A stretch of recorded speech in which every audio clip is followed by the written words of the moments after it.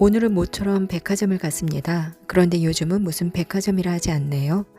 백화점 이름이 더 현대입니다. 10년 만에 서울에 들어선 대형 백화점으로 오픈 당시부터 아주 큰 인기를 끌었었죠. 사람들이 너무 몰려 한참 지난 후 가기로 했습니다. 오픈 한 달이 지났으니 조금 덜 붐비지 않을까 했지만 그래도 혹시 몰라 개점 시간에 맞추어 일찍 서둘러 갔습니다. 오늘 백화점을 온 이유는 바로 앤디 워홀 비기닝 서울전을 보기 위해서고요. 백화점 안으로 들어가 6층 알트 1관으로 올라갑니다. 6층까지 올라가면서 보는 백화점은 여기가 백화점이야 공원이야 하는 생각이 들 정도로 넓고 쾌적하게 느껴지네요. 보통 백화점은 창문이 없는데 햇살이 들어오니 새로웠습니다.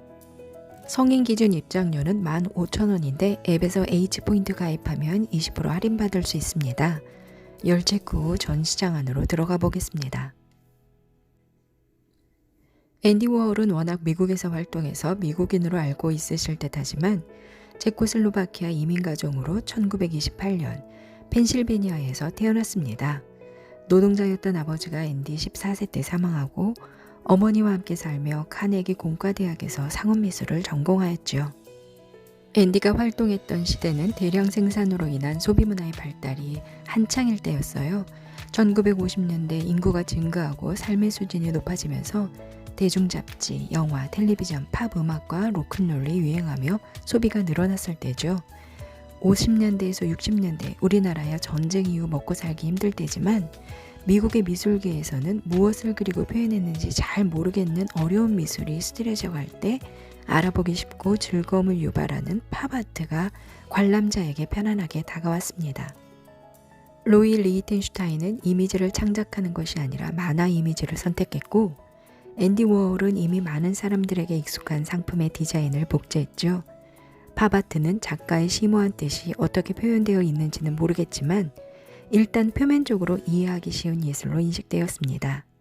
작가들이 사는 시대를 시사하고 작품에 사용된 그림을 이해하기 위해 어떤 고전적이거나 종교적인 연구를 하지 않아도 되는 것이었죠.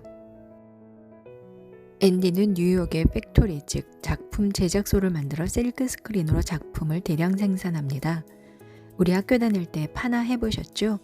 주로 고무나 나무판에 조각칼로 깎거나 금속판에 약품을 이용하여 표현된 그림에 잉크를 발라 찍어내는 것을 파나라고 하는데요. 실크 스크린 역시 파나의 일종입니다. 그런데 재료에 실크천이 사용되어 실크 스크린이라고 하죠. 이를테면 앤디 워홀의 작품 중에 이 꽃을 찍으려면 먼저 꽃 4송이를 그립니다. 그리고 빨강색을 찍을 판, 분홍색, 주황색을 찍을 실크판을 만들어요. 빨간색 실크판에는 빨간색 꽃 부분만 잉크가 새어나갈 수 있게 다른 부분을 감광액을 발라 빗을 조여 실크의 구멍을 막습니다. 그리고 분홍색 판은 분홍색 부분 이외에는 다른 부분을 막아버리고요. 이런 식으로 실크판만 준비되면 같은 작품을 수없이 찍어낼 수 있겠죠.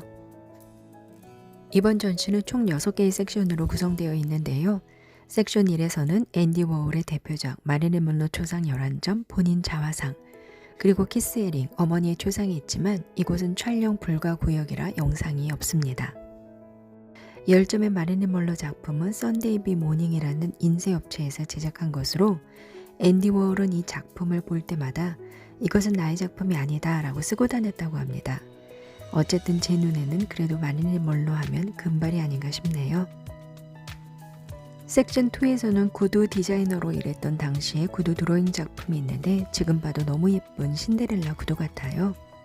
앤디는 디자이너로도 큰 성공을 거두었습니다. 그리고 캠벨 시리즈가 있어요. 부자든 가난한 사람이든 누구나 똑같이 먹는 코카콜라와 캠벨 스프. 그가 생각하기에 이것이 미국 자본시장의 힘이라고 생각한 듯 합니다. 이러한 소재를 작품으로 만들어 이렇게 미술관에 걸게 된 것이 바로 앤디 워홀이죠. 앤디 워홀은 사진작가이기도 하고 영화 제작자, 음반 제작자, 저술가로도 활동하였습니다. 그가 특히 좋아했던 것이 폴라로이드 사진기였는데요. 그의 작업실 팩토리에 놀러온 사람들을 이렇게 사진을 찍어 남겼다고 합니다. 사실 사진기가 처음 발명되었을 때 화가들은 참 당황스러웠을 거예요. 아무리 잘 그려도 사진기처럼 그리기 힘들었기에 이제 회화는 끝이라고 생각했겠죠. 여기 찍은 사진들 중 우리가 잘 아는 사람들이 보입니다. 레이디스 앤 젠틀맨이라는 작품입니다. 여자들일까요? 남자들일까요? 화장하고 멋스럽게 꾸며 여자처럼 보이지만 여성의 정체성을 가지고 있는 남성들입니다. 자, 이것도 작품일까요? 은박지 붙여놓았는데요. 그냥 은박지가 아니라 앤디 워홀의 실버 팩토리에 있던 은박지예요. 이렇게 사인 딱 했으니 그냥 은박지가 아닌 것이 되었죠. 다음은 앤디 워홀의 실버 팩토리를 꾸며놓은 공간입니다. 빨간 소파, 미러볼, 은박지 정말 화려하죠? 위에 있는 사진을 보니 팩토리에 있는 동료들인 듯합니다. 그런데 지금 그대로 돌아다녀도 전혀 이상하지 않을 아주 멋진 패션 스타들이 보입니다. 네 번째 섹션에서 볼 수 있는 소와 꽃 시리즈입니다. 자연으로 돌아갔나요? 공장에서 찍어낸 것들을 표현했다면 이렇게 소재가 좀 바뀐 듯합니다. 꽃도 색이 너무 예쁘죠? 소를 보니 요즘 핫한 이건희 컬렉션의 이중섭 황소가 떠오르네요. 정치적 소재도 등장합니다. 마오쩌둥이 보이고요. 폭동사태의 사진, 이미지도 보입니다. 다섯 번째 섹션에서는 음반 제작자로서의 앤디 워홀 흔적도 전시되어 있습니다. 인디밴드에 투자하면서 앨범을 디자인해주기도 합니다. 4명 모두 있는 비틀즈 또는 존 레논의 모습도 볼 수 있습니다. 앤디 워홀은 1968년 영화 제작과 관련된 한 여성으로부터 총격을 받고 기적적으로 살아났지만 오랜 시간이 지나 담낭 수술을 받고 회복을 기다리다 갑작스럽게 숨졌습니다. 화려한 가발을 쓰고 늘 파티를 즐기며 살아 세속적인 삶의 표상처럼 생각했던 앤디 워홀의 사후 침실 사진은 사람들에게 큰 반전을 느끼게 했습니다. 침대 옆 가지런히 놓인 십자가, 벽에 걸린 성모 마리아와 아기 예수의 그림은 평상시 워홀의 이미지와 거리가 멀었기 때문이죠. 전시장 안에 적혀있는 앤디 워홀의 여러 말 중 미래에는 모든 사람이 15분 동안 유명해질 것이다 라는 말이 생각납니다. 마치 지금의 세상을 예견한 것일까요? 전시는 6월 27일까지입니다. 전시 추천합니다.